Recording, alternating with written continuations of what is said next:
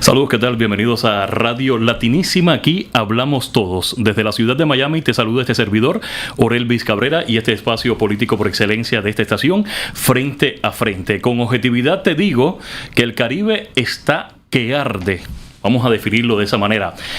Estados Unidos mandó buques armada directamente a combatir el cártel de los soles. Nicolás Maduro tiene una recompensa propuesta por el gobierno estadounidense de 50 millones. Es acusado directamente de ser el narcotraficante mayor de toda Latinoamérica, el dueño de ese cártel que pretende desestabilizar la región y, por supuesto, los Estados Unidos de Norteamérica.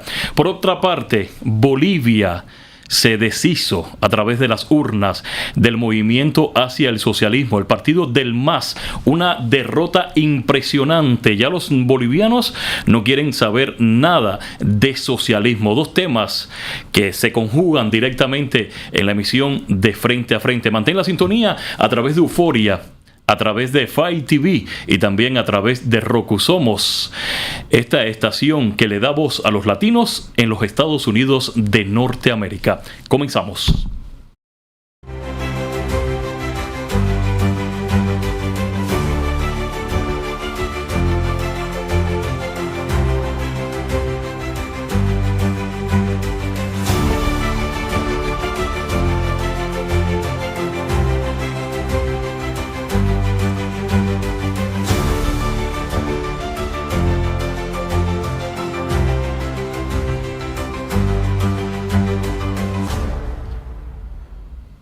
Invitados de lujo en esta oportunidad. Recibo nuevamente a Esteban Rodríguez, analista político republicano y radicado aquí en el sur de la Florida. Esteban, bienvenido a Frente a Frente. Muchas gracias por la invitación, Orelvis. Y vamos a Cochabamba, a Bolivia, para contar con la presencia por primera vez en el espacio de Hugo Valderrama, analista político, que nos va a contar cómo se está viviendo la euforia boliviana por la derrota del socialismo. Hugo Valderrama, bienvenido aquí a Frente a Frente. Un cordial saludo, Orelvis, un cordial saludo también a tu audiencia y al contertulio de esta tarde.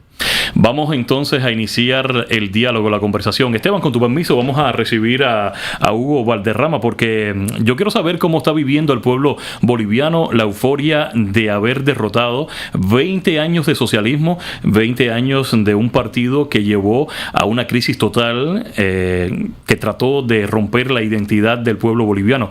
Tu punto de vista, tu lectura, ¿cómo se está viviendo esta derrota por parte de las urnas contra el partido de Evo Morales, el MAS?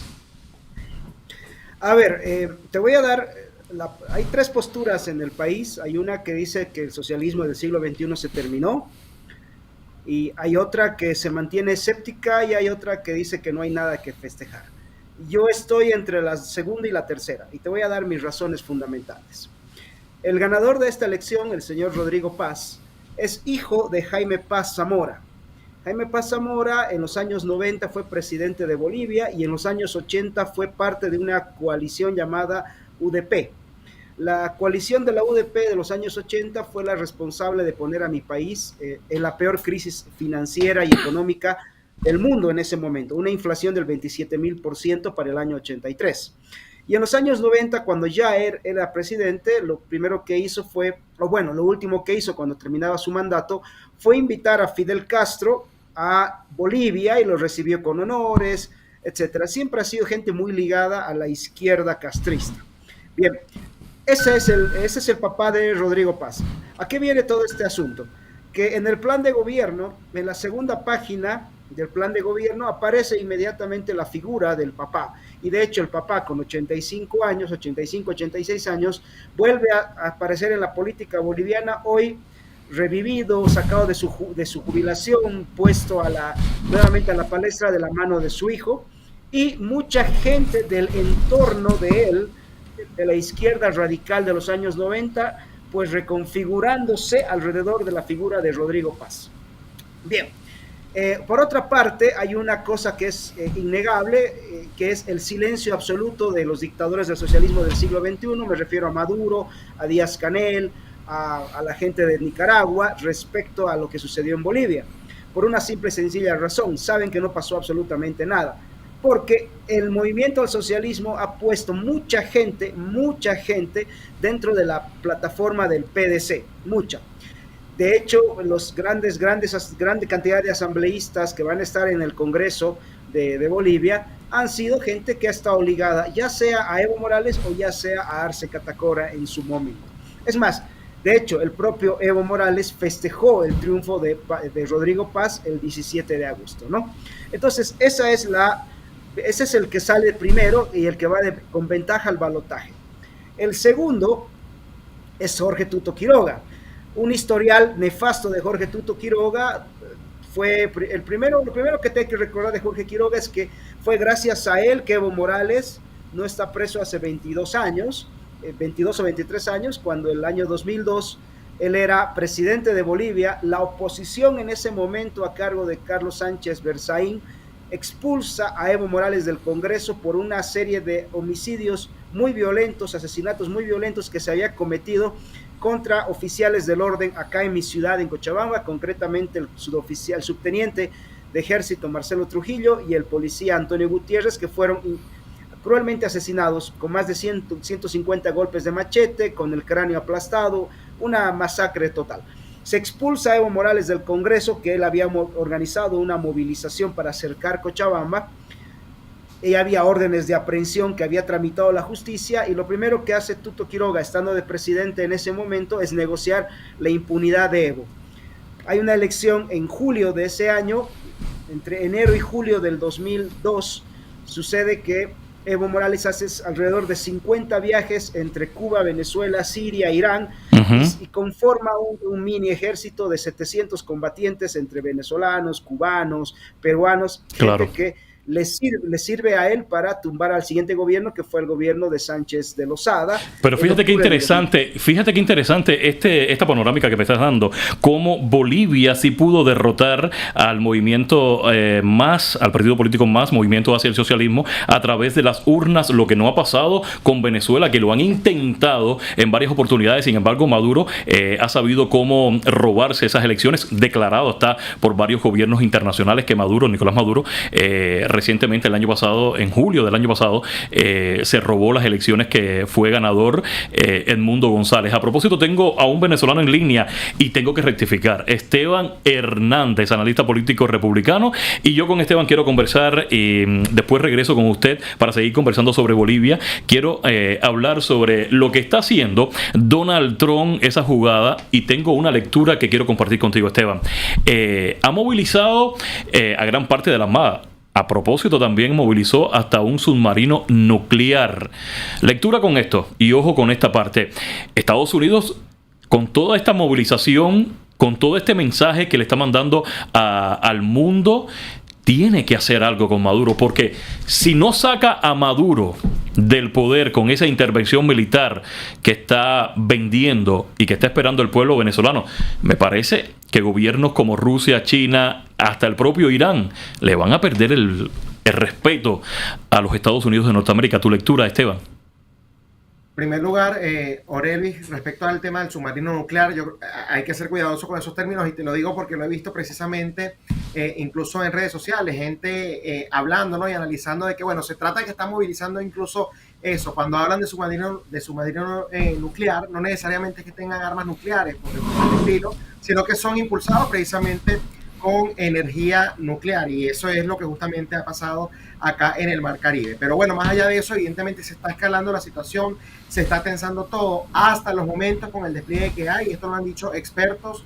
no se espera que ocurra una invasión a gran escala, tomando en cuenta que, bueno, cuando lo han hecho, han movilizado aún más tropas. Evidentemente es un golpe durísimo que se le está dando al narcotráfico, que, bueno, es el principal método de financiamiento que tiene la tiranía venezolana, y todos los gobiernos de izquierda que forman parte, pues por lo menos de la izquierda más radical, ¿no?, del Foro de Sao Paulo. Entonces, por lo menos se les está dando en el bolsillo. Respecto a perder el respeto, si Estados Unidos hace algo o no por parte de Irán, de Rusia o de China, no lo veo así necesariamente, sobre todo en el caso de Irán. Yo no creo que Irán, después de aquellos misiles que recibieron con esos bombarderos en esa operación especial, vaya a perderle respeto a los Estados Unidos, porque además Estados Unidos en ningún momento ha dicho que esto se trata de una operación especial para remover a Nicolás Maduro, sino que lo han enfocado precisamente en la lucha en contra del narcotráfico, que esperamos que esto llegue a mayores, sobre todo cuando hemos visto declaraciones tan importantes como la de la fiscal general Pam Bondi hace solo unos días, en donde, bueno, decía que la misión que ellos tienen es traer a los dirigentes, a los capos, ¿no?, de estos cárteles ante la justicia de los Estados Unidos para que cumplan acá su cadena perpetua. Evidentemente, hay que de una u otra manera, bueno, tomar esas palabras con seriedad, y como ya ellos han hecho el nexo entre el cártel de los soles directamente y Nicolás Maduro, que es la persona que pues lo dirige, efectivamente uno podría esperar ese tipo de acciones. Sin embargo, hasta los momentos yo no creo que Estados Unidos haya hecho la movilización correspondiente para ello. Hay quienes hablan de una operación quirúrgica, lo cual podría ser, pero eso también tiene otro tipo de implicaciones que incluso yo, por ejemplo, escuchaba recientemente al que fue ex embajador de Estados Unidos ante Venezuela, ¿no?, bajo el gobierno interino y después incluso bajo parte del gobierno de Joe Biden, el señor James Story, que decía el gran problema es el día después, y sobre eso él dice que, bueno, todavía no se ha conversado lo suficiente y parece que como tal no existe una alternativa. Hay que tomar en cuenta que Estados Unidos con esta administración está más bien tratando es de apagar los focos bélicos, ¿no?, que existen alrededor del mundo, y que dentro de la administración hay unas corrientes sumamente aislacionistas, incluso dentro de la propia base MAGA. Hay que ver entonces si se llega a tomar esa acción, cómo se vendería el mensaje para que, bueno, no desencantara esa base y tampoco apartar a aquellos que forman parte de la administración que son de esa corriente. Y qué bueno que me tocas el tema de cómo vender este mensaje para los venezolanos en este caso, porque vemos un personaje político en Venezuela, María Corina Machado, que lideró literalmente las elecciones de Edmundo González. Vemos a María Corina que diariamente postea y envía mensajes a la comunidad de venezolanos. La jugada política de los Estados Unidos, ¿te parece que podremos ver el fin de Maduro? ¿Podremos ver una rendición o hasta un golpe militar dentro del ejército de Maduro? No, el golpe militar no. Si están apuntando a eso, te digo de una vez, si ese es el objetivo, va a ser un fracaso, porque acá hay que entender el tipo de regímenes que precisamente emulan, ¿no?, lo que está haciendo la tiranía venezolana. Estamos hablando de un régimen de partido único, en donde los militares, incluso si decidieran voltearse, que son al final los que mantienen a Nicolás Maduro en el poder, y yo tengo mis dudas sobre si se quisieran voltear o no, pero incluso si deciden hacerlo, estamos hablando de que ellos son controlados a su vez por la inteligencia. Si hay que hacer un paralelismo con alguna otra nación del mundo, yo creo que China sería el más apropiado, porque precisamente en China también los militares, bueno, sostienen a el Partido Comunista Chino, ¿no?, al régimen en este caso de Xi Jinping, pero a su vez ellos son sometidos o son vigilados al 100% por el sistema de inteligencia, y cada vez que ha tratado de surgir algo de manos de los militares es anulado prácticamente de inmediato. Ellos incluso son una estrategia que en Venezuela me he dado cuenta que han replicado muchísimo, que es incluir a generales con cierto reconocimiento, pero que comienzan a lanzar rumores de que ese general está descontento, ¿no? Y ese general, bueno, se encarga entonces de armar ciertas conspiraciones, ¿no? Utilicemos ese término, y de la nada todas las conspiraciones son desmanteladas y todos van presos menos precisamente ese general. En el caso de Venezuela estamos hablando de Vladimir Padrino López, el ministro de la Defensa, que desde los años 2012, por lo menos, cuando la primera elección de Enrique Capriles contra Hugo Chávez, yo recuerdo que estaban apuntando a que él fuese ministro de Defensa de Enrique Capriles. Él ha estado metido incluso en un montón de planes y de supuestas cuestiones para acabar con la tiranía de Nicolás Maduro, en algunos casos incluso con el aval de propio Estados Unidos, por ejemplo el 30 de abril del año 2019. Y de una u otra manera, todos los que participan en eso terminan siendo apresados y él termina siendo o continúa, ¿no?, en ese cargo. Entonces, si ese es el plan, va a fracasar nuevamente. Yo no creo que con este despliegue sea suficiente para una acción militar a gran escala. Hay que comparar incluso con países mucho más pequeños como Panamá. Se movilizaron muchas más personas, ¿no? Y evidentemente esto yo creo que puede ser un punto de quiebre para eventualmente escalar en esa situación. Pero por los momentos, hoy no hay condiciones para eso. Y la situación está escalando muchísimo. Vemos a jefes de Estado de las naciones cercanas a Nicolás Maduro, Venezuela en este caso. Por ejemplo, me viene a la mente Trinidad y Tobago, donde habló recientemente la primera ministra de Trinidad y Tobago y dijo que estaría dispuesta a brindarle una ayuda a través de su territorio al propio gobierno norteamericano si Maduro aprovecha esta coyuntura para tratar de intervenir a Guyana con ese problema que tienen ellos con el Esequibo, que es un problema histórico. Dame tu lectura, Esteban. Bueno, a ver, efectivamente en este tipo de situaciones y por eso es tan delicado y yo sí estoy, fíjate que como te digo, yo no creo que haya condiciones para el tema de la intervención, pero al mismo tiempo no me sumo a las narrativas de algunos de que no está pasando nada y no va a pasar nada. Algo está pasando, evidentemente, Claro. en la lucha contra el narcotráfico, por supuesto que está pasando, y yo creo que es que hay un concepto errado de lo que es algo y de lo que es nada. Hay gente que dice que, bueno, si no sacan a Maduro, entonces es nada, cosa que evidentemente no es así. Pero ¿qué sucede? Que en este tipo de situaciones los errores pueden salir caros. Y vemos a un Nicolás Maduro que yo sí creo que está por lo menos un poco errático, ¿no? Haciendo ciertos movimientos también para mostrar fuerza, pero si en esos movimientos se le va la mano, tú mencionabas un caso posible, bueno, que termine interviniendo Guyana. Eso podría ser la gota, bueno, que termine, ¿cómo es? Derramando el vaso para que efectivamente haya una acción más allá. Que incluso en todos estos movimientos termine, bueno, realizando algún tipo de acción que sirva como excusa para la comunidad internacional precisamente para tomar algún tipo de acciones más allá. Entonces, yo sí creo que tenemos que celebrar lo que está sucediendo y hay que presionar para que la situación no desescale, sino que continúe escalando y que llegue a sus últimas consecuencias. Y fíjate, Esteban, algo sí está pasando, porque vemos a Nicolás Maduro, vemos a Diosdado Cabello y vemos a Padrino, el ministro de las Fuerzas Armadas, muy nerviosos, al menos es lo que percibo yo. Así que algo sí está pasando. Regreso con Hugo Valderrama y seguimos analizando en el contexto de las elecciones de Bolivia. Hugo, fíjate qué interesante. La crisis económica, también la escasez de combustible, la división interna que existió en esta lucha de poder entre Evo Morales y el actual presidente, que pertenece precisamente al partido, y también el desgaste natural por más de 20 años de socialismo en Bolivia. ¿Crees tú que condujeron a la derrota aplastante que recibió este partido en estas elecciones? A ver, yo voy a hacer una separación en este punto entre régimen, gobierno y partido. Uh-huh. En Bolivia el régimen sigue intacto, el socialismo del siglo XXI sigue intacto, va a seguir en el gobierno, lo que ha hecho es sacrificar el mecanismo, el partido, y para migrar a muchos de sus militantes, a mucha de su ala radical, al PDC, inclusive al propio partido de Tuto Quiroga. No, porque en Bolivia lo que se vive es un sistema de autoritarismo electoral. Uno vota pero no elige, porque de hecho lo que hizo el régimen antes de las elecciones fue eliminar a todos los outsiders posibles y fue una elección con quien podía manejar, con quien podía ir a una partida controlada, eso que aquí llamamos la oposición funcional. Eso es lo que sucedió. Entonces, no hay tal derrota, y esto es algo que yo voy a marcar siempre, y lo he dicho en un par de columnas anteriores: no descorchemos la champaña antes de tiempo. Ya, esta gente necesita sostener el poder, porque el boliviano es muy importante para sus negocios, muy importante para su estructura, para lo que estábamos hablando. A ver, aquí se está jugando un juego geopolítico internacional. Está Irán, está China, está Rusia metida en Bolivia, etcétera. Lo que han hecho hábilmente, porque es el propio Evo Morales el que primero se deslinda del MAS, sale del MAS y luego ordena a sus más fieles seguidores salir del MAS, es sacrificar el movimiento al socialismo muy hábilmente, pero lo que han hecho es migrar al PDC, ¿no? Han creado un partido comadreja, oposición por fuera, pero muy oficialista por dentro. Es lo que está sucediendo en este instante. Entonces, en Bolivia, la segunda vuelta se va a definir entre un funcional eterno, como ha sido Tuto Quiroga, que le regaló la constitución del año 2009 al chavismo, en este caso en Bolivia representada por Evo Morales, y una persona aparentemente nueva, pero cuyo pasado y cuyos miembros hoy pertenecen a la izquierda radical.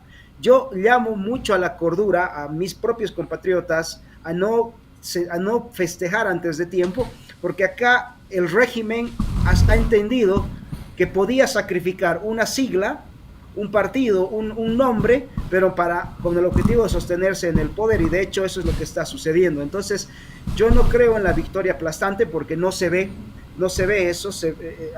Los primeros que están contentos con Rodrigo Paz son los propios miembros del sistema, el propio Arce Catacora, el propio Morales, el ala más radical pegada de Morales ha dicho abiertamente que para la segunda vuelta le van a dar su voto a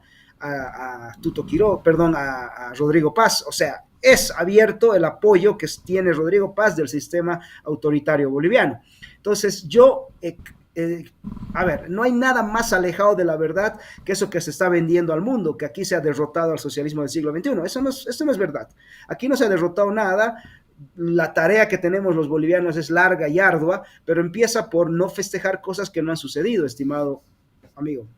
Qué bueno que pones el punto sobre la mesa de esa manera, porque realmente cuando vemos información, la mayoría de los medios de comunicación nos han vendido precisamente de que a través de las urnas el pueblo boliviano pudo sacar del poder al socialismo, ese socialismo que los llevó prácticamente a una crisis económica, en fin, a 20 años de un proceso que desangró literalmente a Bolivia. Y qué interesante, porque medios como El País y The Washington Post están hablando que hay un giro hacia centro derecha en tu país después de casi dos décadas de hegemonía de este país, o sea, de este gobierno, de este régimen liderado por Evo Morales. Regreso con Esteban. Me quedan 7 minutos para el corte que tenemos que hacer aquí en el espacio, Esteban. Y quiero saber tu postura. ¿Cómo ve un venezolano? ¿Cómo es la lectura de un venezolano sabiendo que derrotar al régimen de Maduro ha sido muy difícil a través de las urnas? ¿Qué te parece esto que acaba de decir precisamente mi invitado Hugo Valderrama, de que realmente es una jugada política y no una derrota? Bueno, depende de a qué venezolano le preguntes, Elvis, ¿no? Porque yo formo parte de un grupo que no necesariamente va a estar de acuerdo, va a estar celebrando precisamente como lo ha hecho un grueso, ¿no? De la ciudadanía quizás boliviana. Yo creo que cuando Hugo estaba justamente haciendo mención al respecto, ¿no? De lo que pasó en esas elecciones, yo estoy viendo un reflejo muy, pero muy parecido de lo que ha pasado en Venezuela, porque en Venezuela esa oposición controlada también existe. Tú mencionabas a María Corina y bueno, la gran gesta que hizo en las elecciones pasadas. María Corina ha sido la primera persona que justamente ha llamado en contra de la libertad, no de la libertad, disculpa, de la intervención militar en Venezuela. Lo hizo además nada más ni nada menos que frente al hijo de Donald Trump Jr., que lo entrevistó en su plataforma, y ella catalogó eso como una locura siquiera pensar en una intervención militar en Venezuela. Te estoy hablando que eso fue hace como 2 meses, no, 3 meses que se dio esa entrevista. Luego de eso tuvo una entrevista con Jorge Ramos y repitió exactamente lo mismo, que ya no quiere ningún tipo de boots on the grounds, ¿no? Como lo llaman en inglés, soldados americanos en territorio venezolano. Y déjame decirte algo, que si va a haber una intervención militar o si va a haber algún tipo de extracción, allí hay que pensar, como estaba mencionando yo incluso el tema del ex embajador Story en el día después, hay que sacar colectivos, que son las personas que armó la tiranía venezolana, hay que sacar la guerrilla colombiana, a los grupos terroristas de Medio Oriente, que todos esos hacen vida en Venezuela, la AMPA común, y para ello tú necesitas algún tipo de apoyo a los propios militares, a las propias instituciones dirigidas, por ejemplo, por Jorge Rodríguez. Si Edmundo González el día de mañana llega a Venezuela para ser juramentado porque Estados Unidos decidió efectivamente hacer algún tipo de extracción, ¿ante qué Asamblea Nacional se juramenta? Ante la de Jorge Rodríguez. O sea, vas a seguir legitimando entonces al chavismo, y me llama la atención porque Hugo habla precisamente de esa evolución que hace, de esos sacrificios que hacen. El chavismo como sistema, el régimen, está dispuesto, si le hace falta, a sacrificar a Nicolás Maduro para ellos mantenerse en el poder, porque ellos saben que lo único que les garantiza impunidad es precisamente permanecer en el poder, porque una vez abandonan el poder, ahí es cuando justamente vienen las acciones judiciales, ¿no? Las acciones jurídicas en su contra por todos los crímenes que han cometido. Yo cuando veía justamente el tema de Bolivia, yo no soy un experto en la materia, pero yo sí lo que me aboqué a hacer fue precisamente buscar personas que me dieran luces al respecto, y cuando yo vi la trayectoria de ese señor Rodrigo Paz, yo puedo decir, pero es que qué gran paralelismo, es la opoficción, ¿no? Como le decimos a algunos en el caso de Venezuela, en el caso de Bolivia también tienen a su opoficción, y es más bien, bueno, una victoria que habría que ver hasta dónde llega. Creo yo que el menor de los males, a pesar de lo que está diciendo el señor Hugo, que bueno, gracias a Tuto Quiroga, disculpa, es que justamente Evo Morales le pudo pasar por encima de la justicia, pero creería yo que el menor de los males representa en estos momentos a Bolivia, en Bolivia, pues el señor Tuto Quiroga, porque el otro hasta estuvo reivindicando a Marx recientemente, que lo vi pues en una entrevista. Interesante el tema de hoy, tensión en el Caribe y caída del MAS. Me ha gustado muchísimo recibir a Hugo Valderrama, que ha desmontado todo lo que la prensa, principalmente la prensa aquí en Estados Unidos, nos ha vendido. Así que usted no sea parte de esta sintonía, que el programa está muy interesante. Tengo dos lecturas políticas desde Cochabamba, una, y la otra desde aquí, de la ciudad de Miami, con dos especialistas que conocen muy bien el tema de Venezuela y, por supuesto, el tema de Bolivia. Si estás en el tráfico a esta hora conmigo, recuerde manejar con muchísimo cuidado y sintonizarme de 5 a 6 de lunes a viernes para que conozca muchísimo sobre el acontecer político de la región, no solo de la región de Latinoamérica, sino también del mundo en general. Vamos a la pausa y regresamos enseguida.